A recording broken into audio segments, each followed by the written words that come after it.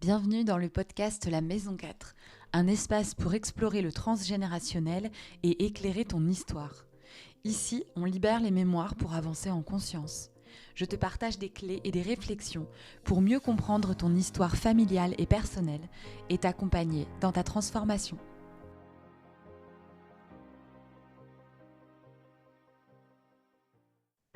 Bonjour et bienvenue dans ce nouvel épisode du podcast La Maison 4. Aujourd'hui, je ne suis pas toute seule pour cet épisode. Je vais discuter, on va échanger avec Christopher autour de ta pratique et notamment ta pratique avec le Human Design. Et on va Oui, faire des liens justement avec le transgénérationnel. Donc, je suis super contente de te recevoir et de parler de cet outil que finalement, moi, je connais très peu, enfin, que je connais un peu dans ce que tu as pu m'expliquer quand on a un petit peu échangé dessus, mais je connais très peu cet outil, donc c'est chouette. Bienvenue Christopher, est-ce que tu peux merci. nous dire quelques mots sur toi avant qu'on commence? Eh ben, bonjour à tous et ça me fait grave plaisir d'être avec toi pour échanger aussi autour de cet outil. On cumule deux passions dans cette interview. C'est ça. Donc ça me fait grave plaisir. Et donc, eh ben, qui suis-je? Je dirais que à la base, je suis quelqu'un assez cartésien. J'étais directeur d'agence dans une location de dans une agence de location de voitures. Et en fait, c'est le management qui m'a guidé quelque part vers la découverte de qui j'étais parce que je voulais être voilà, un manager à la fois modèle et en même temps, voilà, j'avais des ambitions. Mhm. Donc c'est dans cette découverte de moi que je suis allé chercher dans tout ce qui était un peu plus différent, ésotérique. J'aimais beaucoup expérimenter. Et Mhm. puis un jour, je suis allé au Pérou. Je me suis lancé dans une retraite ayahuasca. Donc cette plante un petit peu psychédélique pour ceux qui savent pas ce que c'est, qui est interdite en Mhm. France parce que justement psychédélique et donc Mhm. qui est par contre utilisée comme une plante maîtresse et médecine dans Mhm. ces pays-là. À travers cette expérience, j'ai découvert énormément de choses sur moi, des choses que j'ai pu vivre pour découvrir qui j'étais un petit peu, même beaucoup. Mhm. Et c'est à la suite de ça qu'en rentrant, on m'a parlé de l'outil du Human Design, qui est un outil de connaissance de soi. Et quand je suis allé découvrir, oui, découvrir cette chose qui était un petit peu étrange pour moi, et ben, je me suis rendu compte que les éléments qui se trouvaient dans cet outil étaient très précisément des choses que je venais de vivre à l'autre bout Mhm. du monde, au Pérou, à travers cette plante, etc. Je me suis dit, OK, j'étais jusque là-bas et finalement c'était sur Internet, ces histoires. C'était pas aussi loin. Et donc, ça m'a vraiment fasciné en fait cette concordance parce que c'était pas simplement des choses générales, c'était des choses très très précises sur moi et ça s'accumulait. Donc, je me suis dit waouh. Mhm. Donc, j'ai creusé cet outil, je l'ai expérimenté dans ma vie de tous les jours et ça a changé beaucoup de choses. Je l'ai fait pour des personnes qui étaient autour de moi. J'ai vu des choses aussi vraiment vraiment des changements probants chez eux aussi. Et puis, bah, c'est devenu comme ça une activité maintenant qui est principale chez moi, entre Mhm. autres, parce que je fais pas mal d'autres choses, mais en tout cas, voilà comment je suis tombé dedans. Et c'était il y a combien de temps tout ça? Et c'était il y a 3 4 ans. Ok. Mhm. Voilà. J'ai une petite tradition dans ce podcast quand j'invite quelqu'un à échanger avec moi. Comme c'est un podcast qui parle des mémoires, alors mémoire familiale principalement, mais j'aime bien demander le terme de mémoire au sens large. Mhm. Qu'est-ce que ça t'évoque, toi, les mémoires? Et ben pour moi, les mémoires, tout de suite, ça me fait penser au corps. Notre Mhm. corps est une bibliothèque et je me rends compte à travers mes expériences, notamment dans la découverte de mes émotions, etc., qu'il y avait beaucoup de choses qui venaient se stocker. Il y a plein de choses que j'ai tenté de mettre sous le tapis ou de gérer. Ouais. Et en réalité, j'ai bien compris qu'il y avait des choses qui venaient se stocker dans mon corps. Mhm. Et parfois, il y a des choses justement par rapport au transgé, aux mémoires, bah, qui viennent aussi se stocker dans le corps, mais qui parfois sont des choses héritées, notamment par Ouais. des comportements qu'on peut voir chez nos parents ou chez nos amis aussi parfois. Mhm. Ouais. Vaste sujet que les mémoires Ouais, du corps. complètement. Ok. Euh, Du coup, on a eu envie d'enregistrer ce podcast. Enfin, c'est moi qui t'ai proposé d'enregistrer ce podcast parce que quand j'échange avec des personnes autour de moi qui ont des outils, des pratiques comme ça hyper intéressantes, j'essaie toujours de trouver des liens avec le transgénérationnel. Donc, c'est vrai que je t'ai demandé, est-ce qu'en human design, on peut faire des liens avec le transgénérationnel? Tu m'as dit oui. Donc tout de Ouais. suite, go, c'est parti pour un épisode. Est-ce que tu peux nous parler un petit peu du human design de manière générale, déjà un petit peu qu'est-ce que c'est, Ouais. comment on peut s'en servir, tu nous as dit un petit peu, connaissance de soi, Mhm. et puis qu'est-ce qu'on peut lire en fait, qu'est-ce qu'on peut retrouver au niveau du transgénérationnel? Ouais, donc pour ceux qui connaissent pas du tout cet outil, en fait, comment ça se matérialise concrètement? C'est un logiciel qui va calculer une carte qui va être générée, donc une carte visuelle avec donc il y a le dessin du corps et à l'intérieur on va voir en fait les centres énergétiques qu'on peut relier au chakra Mhm. et on va voir les connexions qu'il y a entre ces différents centres. Et ces connexions vont se faire à travers ce qu'on va appeler des portes. Ce sont des petits numéros qu'on va voir dans ces formes géométriques, donc dans ces centres énergétiques. On va avoir des petits numéros sur la carte. Et ces connexions-là vont nous donner énormément d'informations sur nos mécanismes, de comment on fonctionne et quelque part, on pourrait dire, c'est notre vraie nature, Mhm. euh, quels sont nos fonctionnements de base. C'est un petit peu comme un corps. Là, je fais 1,90 m, je suis brun, j'ai la peau blanche. Euh, et dans mon environnement va altérer mon corps. C'est-à-dire que si je suis au soleil, ma peau, elle va bronzer, les pigments vont changer. Si je fais de la muscu ou si je mange mal, mon corps il va grossir ou maigrir. Donc il y a des caractéristiques qui vont fluctuer. Par contre, Mhm. je fais 1,90 m, je ne ferai jamais 1,50 m. Et ben, Mhm. quelque part, pour le corps, ça nous paraît normal, mais pour la structure énergétique, c'est un petit peu la même chose. C'est-à-dire qu'on a une structure de base et après notre environnement va beaucoup influencer, voilà, comment on va fonctionner. Mhm. Mais notre structure de base, c'est celle-ci que vient révéler le Human Design. Et du coup, ça permet de prendre conscience de beaucoup de choses, de quelle est notre vraie nature et comment prendre des décisions justes, comment s'écouter, parce que s'écouter, ça veut tout et rien dire. Il y a beaucoup de choses qui se passent à l'intérieur de nous. On le voit bien, Mhm. des fois, on a des avis contraires à l'intérieur de nous-mêmes. Donc, Ouais. voilà, donc ça vient mettre un petit peu de la clarté sur tout ça et c'est en ça que c'est très puissant, c'est que du coup on peut l'expérimenter pour voir si ce que nous dit l'outil, ça fonctionne dans le concret. Mhm. Ok. Ouais, c'est une façon aussi de se relier peut-être à nos besoins, à notre fonctionnement et du coup à comment répondre aussi à certains de nos besoins.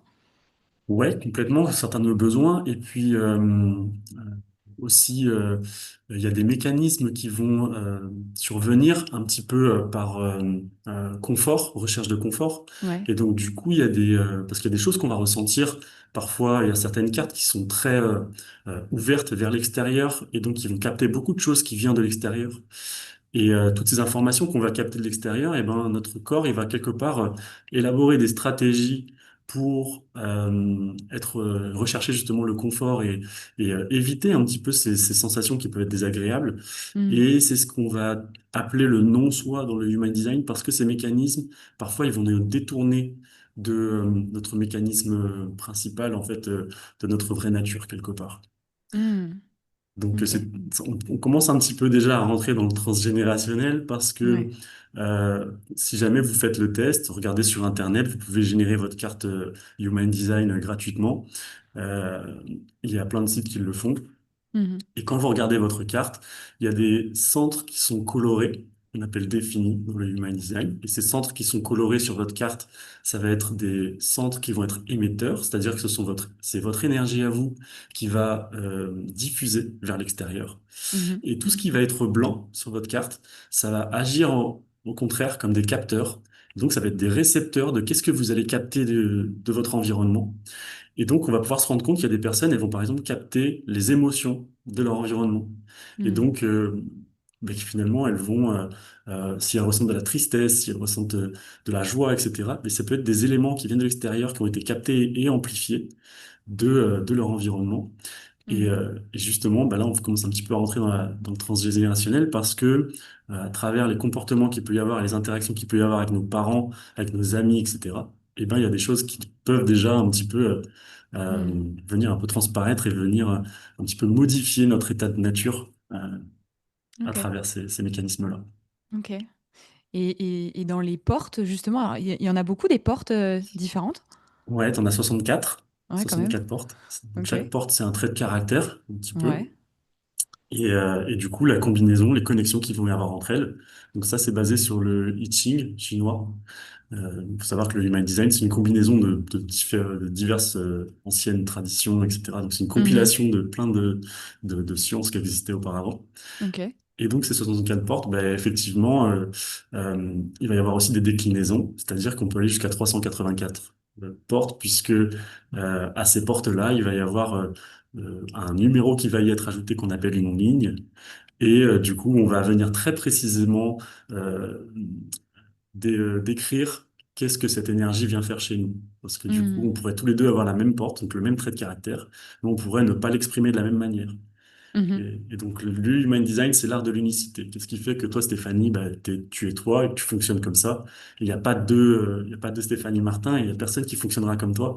Et c'est ça qui est chouette dans le Human Design, c'est que c'est un peu l'art de l'unicité, quoi. Il y a pas de, voilà, Mhm. c'est pas une étiquette. Au contraire, c'est quelque chose qui vient aider à éclairer peut-être des choses dont on a conscience et d'autres qu'on a peut-être moins conscience, mais qui du coup Mhm.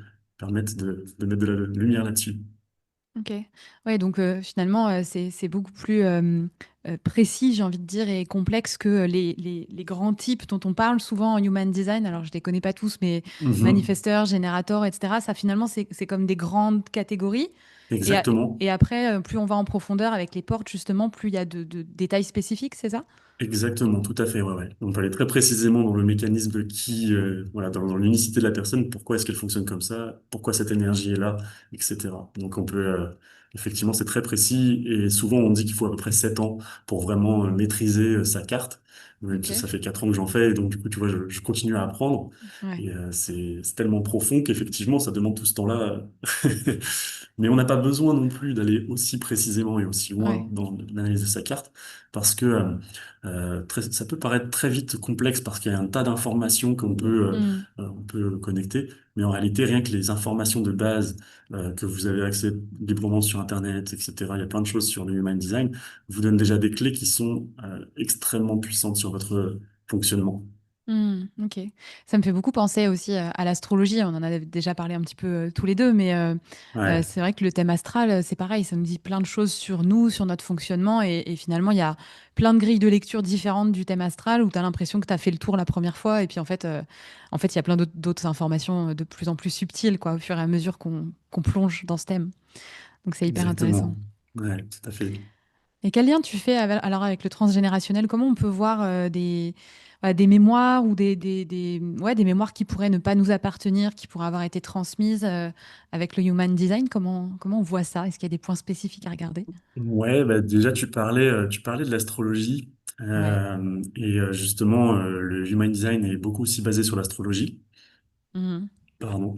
Quand on regarde une carte Human Design, on voit de chaque côté de la carte, il y a des colonnes avec les symboles des planètes. Mhm. Et c'est justement ces éléments-là aussi qui vont nous donner des informations sur le côté transgénérationnel, Ok. parce que les quatre dernières planètes, qui sont Pluton, Saturne, Neptune et Uranus, vont donner des éléments sur ces énergies qui sont transgénérationnelles parce que c'est des planètes qui sont lentes et donc du coup Mhm. qui vont être partagées parfois sur plusieurs générations. Ouais. Et donc en analysant ces portes-là qui sont présentes dans ces planètes, et ben on va avoir des éléments assez euh, assez précis sur ces éléments-là. Donc, si je te donne des exemples, Mhm. pour Pluton, ça va être plutôt l'héritage qu'on pourrait dire karmique Mhm. de la lignée. Pour Saturne, ça va être plutôt des leçons à intégrer. Mhm. Pour Neptune, ça va plutôt être des secrets de famille ou des illusions Mhm. un peu collectives. Donc, c'est un petit peu ce qu'on se raconte entre nous. Ouais. Et Uranus, ça va être un petit peu la libération des schémas, Mhm. sorte d'individuation, qu'est-ce qui va créer la rupture avec justement ces schémas. Ok. Ouais, on retrouve les rôles des planètes, effectivement, de ces planètes lentes qu'on appelle collectives aussi en astrologie. Mhm. Super intéressant. Ok. Ouais, tu connais probablement mieux que moi le, le fonctionnement de ces planètes-là. Non, mais ça fait sens en tout cas avec les mémoires familiales et Mhm. la fonction de chacune de ces planètes, ouais, carrément. Du coup, tu voulais me proposer une petite mise en pratique avec ma carte à moi?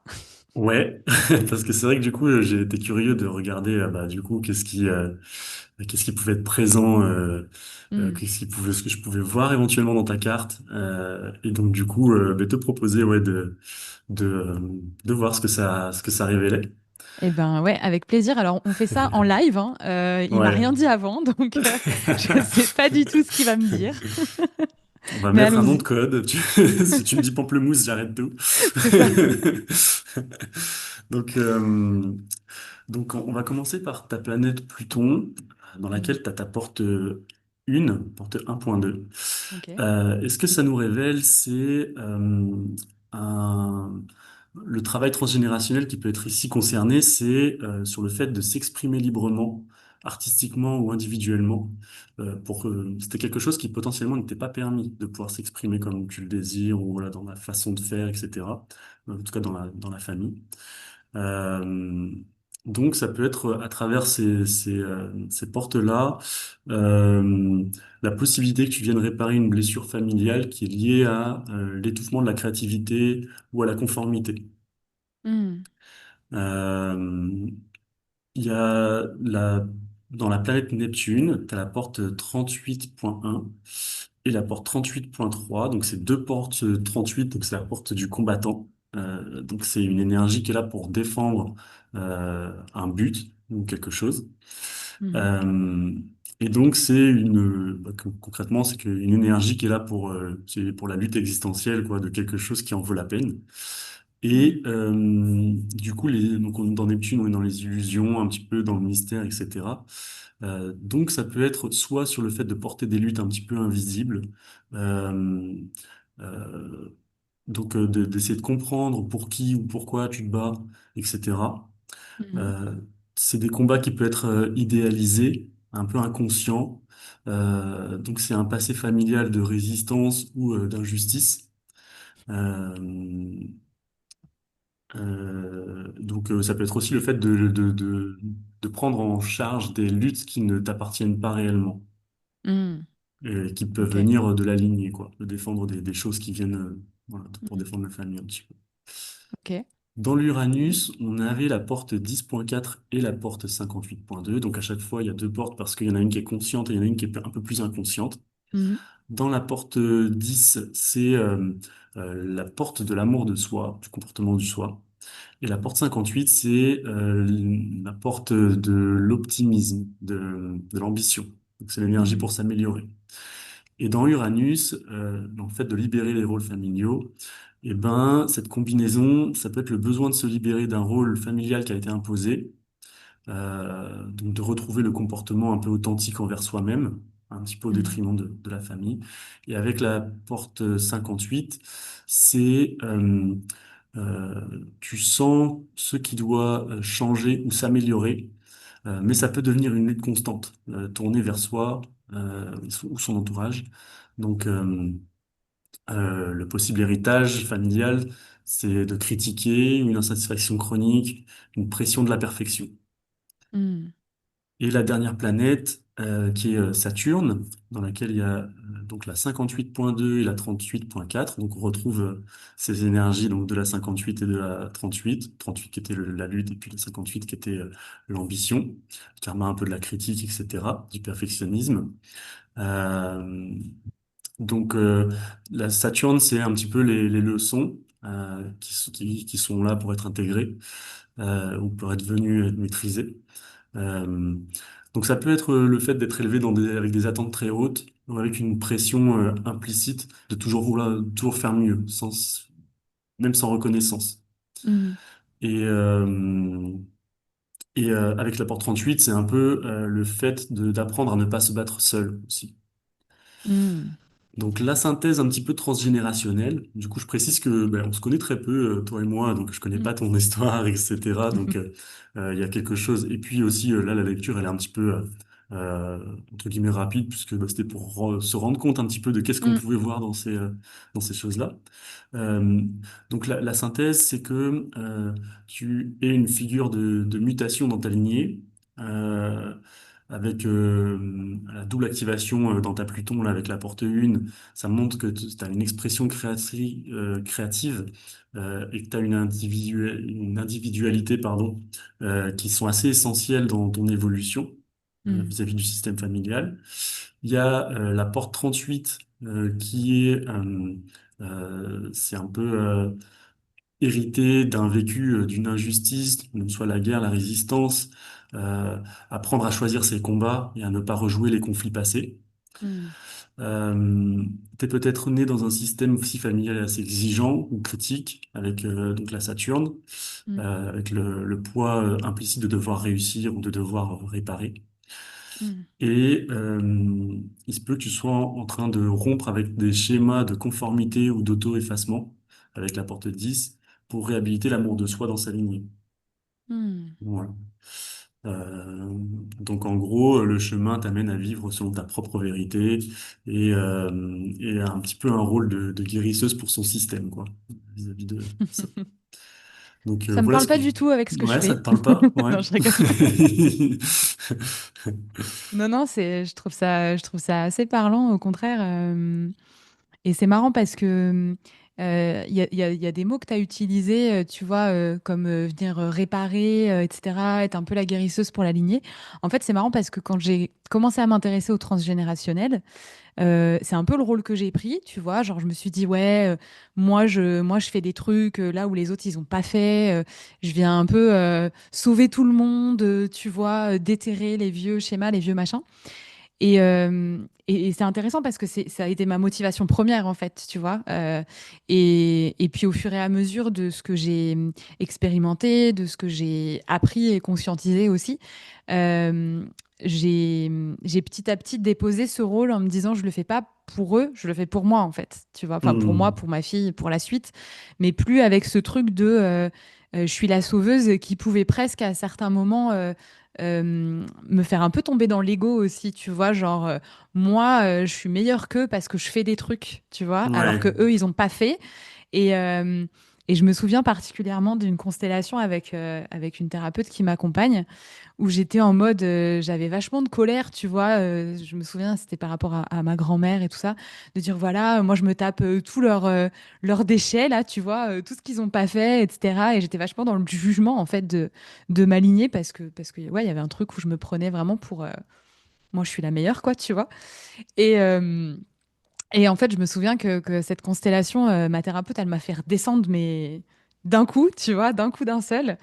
Et où j'ai arrêté de prendre ce rôle-là. Enfin, où je me suis dit, voilà, ok, effectivement, je vais sur un chemin sur lequel on n'a pas été avant. Donc oui, il y a un côté, je sais pas si c'est le terme que tu as utilisé, mais c'est comme ça que je le ressens, un côté un peu novateur, où voilà, je fais des choses qu'on n'a pas fait Hmm. à ce niveau-là, et même dans plein de domaines, tu vois, je suis la seule à être entrepreneur, enfin voilà, plein de choses comme ça. Mais en fait, je redescends de mon truc et c'est juste parce que c'est juste pour moi, mais c'est pas en opposition en fait à ce que eux ils ont pas fait, tu vois. Ok. Et ouais, ça, du coup, ça résonne vachement. Enfin, voilà, ce que tu viens de dire là-dessus, ça résonne énormément, quoi. Ok. Est-ce que le côté combattant, ou en tout cas d'injustice, etc., c'est quelque chose qui a parlé pour toi ou c'est... Ouais, parce que pareil, tu vois, je me suis crue investie d'une espèce de mission aussi de réhabiliter le féminin dans la lignée, tu vois, D'accord. versus le masculin. Ok.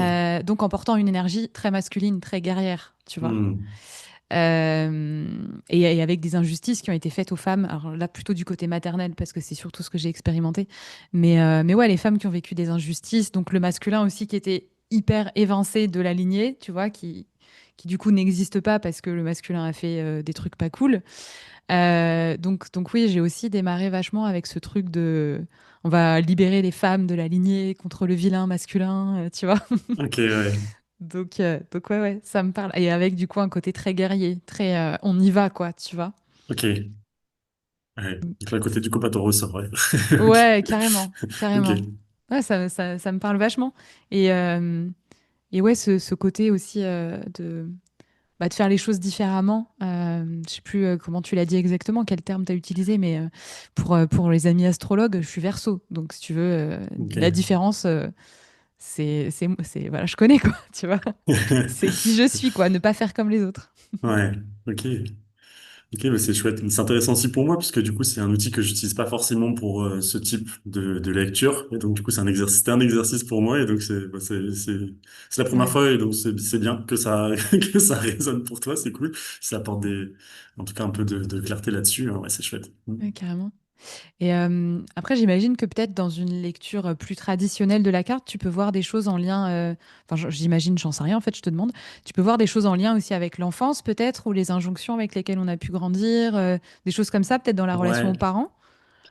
complètement, en fait, puisque du coup, concrètement, dans une lecture de cartes, on va regarder qu'est-ce qui fait que ton fonctionnement initial, en tout cas, on pourrait dire fonctionnement de base, euh, il va, parce qu'une énergie, tu sais, soit elle s'exprime et du coup c'est Mm, fluide, soit mm. elle n'arrive pas à s'exprimer. À ce moment-là, ça crée une contraction, ça crée un blocage, ça crée Ouais. ouais, une tension. Et du coup, de mettre de la lumière sur quel est le fonctionnement de base chez toi en tant qu'enfant, et ben du coup, ça va expliquer plein de choses, notamment dans pourquoi est-ce que certaines choses m'apportent de l'énergie, pourquoi il y a de l'énergie qui m'est drainée, Mm, pourquoi il y a des choses qui euh, on peut tous avoir la sensation qu'il y a des espaces dans lesquels on a des choses à travailler, où on est vulnérable, il y a des, je sais pas, des manques de confiance en soi, il peut y avoir une quête de sécurité, tout mm, ce genre de choses. Et en réalité, ça, c'est une seule face d'une pièce. Et mm, finalement, il y a toujours un côté positif à ça, c'est-à-dire que de l'autre côté, si j'ai un manque de sécurité, c'est que dans le Human Design, il y a un des centres qui agit comme un capteur. Et donc, du coup, ça veut dire que cette énergie est fluctuante. Par moment, je me sens en sécurité, par moment, je sais pas mm, pourquoi, si ce capteur il s'éteint, eh ben, je suis en insécurité. Mais du coup, à quoi me sert ce capteur? Du coup, il y a un côté positif de ça, c'est-à-dire que personne n'a été oublié, c'est pas mince, on a oublié de donner à Christopher un sentiment de sécurité constant. C'est plutôt, en fait, j'ai une capacité. Grâce ce capteur m'apporte une façon différente de gérer mon énergie. Mais c'est parce que je me compare que je crois que je suis bizarre ou que c'est pas normal de fonctionner comme ça. Et mm, donc, en tant qu'enfant, eh ben, on va se retrouver confronté à des situations où, eh ben, on va euh, mettre des mécanismes en place pour essayer de ne pas se sentir en insécurité ou mm, de ne pas rentrer dans le conflit mm. si on capte les émotions, etc. Et tout ça, ça va nous détourner finalement de qui on est de base. Ouais. Et ça vient effectivement des comportements qu'on va avoir avec nos parents. Ouais. Mm, On peut être mm. complètement influencé par tout ça. Ouais. Ouais, donc c'est une façon de retrouver notre authenticité qu'on a pu déposer un petit peu au profit du lien quand on était enfant, quoi. Tout à fait. C'est apprendre à s'aimer. C'est vraiment ça. Ouais, Mm. c'est ça. Et du coup, reconnecter avec son enfant intérieur, enfin avec ce qui Oui, fait qu'on est nous, quoi. complètement. Ouais, Mm. totalement. C'est tout à fait ça. Ça Ça, c'est... déculpabilise énormément parce que du coup, on comprend, ah, mais ok, en fait, c'est pour ça que je fonctionne comme ça. Et en fait, ok, mais j'ai pas de problème, en fait, je suis pas cassé. Et Ouais, ça, c'est ça. ouais, ça permet vraiment de réconcilier avec soi-même. Ouais, Excuse-moi, je t'ai puis... coupé. Non, non, puis comme tu disais, mettre le doigt sur les stratégies qu'on a pu mettre en place justement pour conserver le lien ou pour éviter les conflits aussi en tant qu'enfant. Donc ça peut permettre peut-être de déposer aussi ces stratégies-là en prenant conscience, en les mettant à la lumière, quoi. Ouais, complètement. Mm. Et mais même en tant que parent, par exemple, de comprendre conscience de comment fonctionne la carte de son enfant. Il y a Mm. des enfants, par exemple, si je prends le centre de l'ego, qui est l'énergie de la motivation, et ben il y a des enfants qui ont besoin d'aller au bout quand ils s'engagent dans quelque chose. Donc c'est de les éduquer en leur disant non, si tu dois aller au bout de ce truc, sinon tu vas te faire du mal si tu tiens pas ta parole. Et pour d'autres, c'est l'inverse. C'est complètement le contraire. C'est si tu as changé d'avis, c'est pas grave. Ne va pas au bout, laisse tomber. Et donc on peut adapter justement la manière d'éduquer quelqu'un, un enfant Mm. ou même d'interagir avec son compagnon ou autre. Et de comprendre qu'en fait, on n'a pas tous le même mécanisme. On a la croyance un petit peu qu'on fonctionne tous pareil. Et c'est Ouais, ça qui peut créer des tensions parfois et des incompréhensions aussi dans les c'est relations. clair. Mm. Ouais. Ouais, c'est hyper intéressant parce que c'est vrai que quand on parle du transgénérationnel, souvent on va parler de ce qui est hérité de plein de générations, de gens parfois qu'on connaît même pas, mais en fait, enfin moi en tout cas j'aime bien quand j'accompagne commencer par le commencement, c'est-à-dire l'enfant intérieur et la relation avec les parents. Donc là on est plus sur de l'histoire familiale au sens voilà proche on va dire que transgénérationnel, donc on est plutôt sur de l'intergénérationnel pour le coup.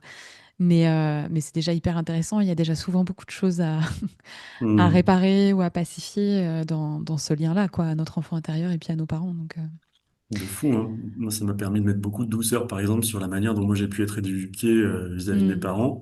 Je sais que j'ai des flashbacks en tant qu'enfant où je disais ah, mon dessin c'est le meilleur, où je me mettais beaucoup en avant comme ça. Et mes parents qui, par gentillesse, me disaient mais tu sais, Christopher, il n'y a pas de meilleur dessin. Donc ils m'ont un petit peu remis à ma place au niveau de mon ego. ouais, ouais. Et en réalité, j'ai compris que ça c'était un mécanisme chez moi qui était assez important et qui du coup s'est éteint à travers le temps. Et donc, finalement, aujourd'hui, je me rééduque à me dire, oui, c'est bien ce que tu fais, de m'auto-congratuler parce que mon système en a besoin, ça l'alimente. Et donc, tu vois, Hmm. à travers les mécanismes, comme ça, tu peux comprendre, ramasser de la lumière sur pas mal de choses. C'est quoi, du coup? C'est un besoin de reconnaissance ou un besoin de valorisation? Ça correspondait à quoi, du coup?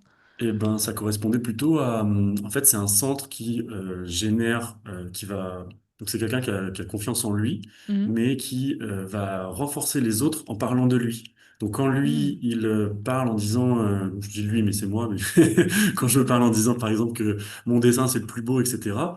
En réalité, énergétiquement, ce qui se passe, c'est que grâce à ce que j'envoie dans le champ, dans l'énergie, c'est que je donne confiance à tout le monde par le fait de me donner à moi cette reconnaissance. Et hmm. donc, ouais, c'est le fait de renforcer les autres par cette Ok. énergie-là. Et, Ok. Donc de c'est pas être dans délicat. la fausse humilité, mais au Exactement. contraire de reconnaître ce qui est en toi, qui peut inspirer les autres. Tout à fait. En fait, c'est un sorte de l'eau à mon moulin qui me dit oui, ok, c'est super ce que j'ai fait. Et j'ai pas, je le dis pas forcément pour me mettre en avant. C'est pas le but voilà, j'ai perdu le mot, de pas être très modeste, quoi. C'est pas le Ouais. but de me mettre en avant, mais c'est le fait de pouvoir m'appuyer sur ok, c'est cool, j'ai fait ça. Et maintenant, ça me permet de passer à autre chose et de pouvoir avancer. C'est une sorte, voilà, Hmm, et comme ça, c'était plus du tout allumé chez moi. Au contraire, je me disais, bah non, non, c'est naze. Et donc, il y avait un côté, finalement, où ça ne s'alimentait pas, ça ne s'alimentait plus. Il a fallu que je rééduque ce truc-là pour hmm, me redonner cet élan et du coup, avoir une stabilité sur ma confiance en moi et sur mon estime de moi et d'avoir moins besoin de prouver, justement. Du coup, je suis pas à ouais. la recherche extérieure, c'est plutôt moi vis-à-vis de moi-même. Hmm. Ok, super intéressant. Mhm.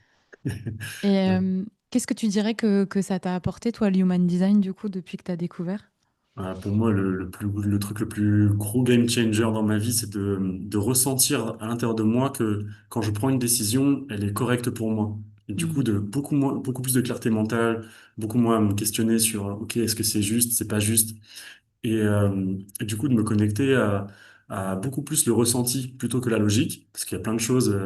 En fait, on donne beaucoup de pouvoir à notre mental, et du coup, il y a des décisions logiques qui se prennent. J'ai besoin de payer mes factures à la fin du mois. Il me faut un travail. Ok, qu'est-ce que je fais? J'ai un diplôme de comptable, je vais finir comptable. Voilà, ça c'est une réflexion très logique. hmm, Et au final, se rendre compte que ça a beaucoup d'impact sur le corps et sur notre... alors là, si je fais un travail alimentaire, on voit bien, chacun d'entre nous, combien ça peut peser sur notre système quand c'est pas aligné. Et donc, pour moi, de ressentir comment prendre des choix qui sont justes pour moi, ça, c'est... Tout le reste derrière, il est fluide parce que je suis dans la joie, hmm, dans l'énergie vitale. C'est ce que génère le centre sacral du générateur, c'est de l'énergie vitale. Et ben, de pouvoir surfer sur cette énergie et de voir comment toutes les choses s'alignent après derrière ça, quoi. hmm, hmm. Tu sais que par rapport à la prise de décision, il y a un truc que tu m'as dit sur ma carte la première fois qu'on s'est vu, mais je crois que je te l'ai dit il y a pas longtemps en plus. Et c'est vraiment un truc que j'ai retenu alors que j'avais déjà eu des infos sur mon human design et j'avais rien retenu. Mais tu m'avais dit qu'en gros, moi, quand j'avais une décision à prendre, en gros, il fallait pas que je la prenne tout de suite. Il fallait que je Mhm. dorme un peu dessus, que je laisse parce il y a un truc avec les émotions. Je sais pas si c'est l'autorité Ouais, émotionnelle ou voilà, quelque chose comme ça. Mais il y avait cette idée de pas dire oui ou non tout de suite sous le coup de l'émotion, mais de laisser les choses reposer. Et ben, tu sais que ce truc-là, il me suit, quoi. Et que j'y pense vachement souvent quand je suis en mode, ah oui, tout de suite, tu vois, émulation, effervescence. Je me dis, attends, redescends, laisse poser. Si demain c'est toujours oui, c'est que c'est bon, quoi. ouais.